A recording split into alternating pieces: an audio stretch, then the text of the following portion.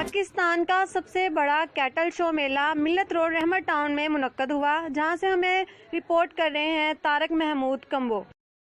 जी, पाकिस्तान का सबसे बड़ा कैटल शो मेला मिल्लत रोड फैसलाबाद रहमत टाउन में मुनक्कद हुआ, जिसमें लोगों ने दूर दराज से बहुत ही खूबसूरत भैंसों के दूध चवाई का मुकाबला करवाया गया, जिसके मेहमान खुसूसी राजा रियाज अहमद खान, अजमल चीमा, राना इकराम मंज थे। इन्होंने जीतने वालों को इनामात भी तकसीम किए और कैटल शो मेले को 4 चांद लगा दिए।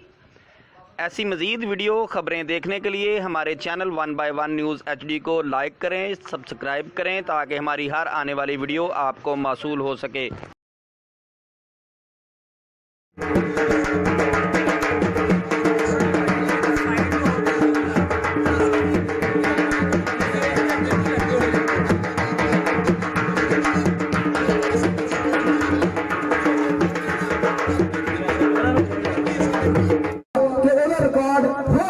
तो होर मित्र 53.53 लीटर देते जी भरपूर किस्म दी। दोस्तों की गल है, कोई उधरों रेट तो नहीं जी तुम रेडी आउंडे, बाकी पिछले बंदे ये तो चलो बैठे, पिछले बंदे की कसर। मेहरबानी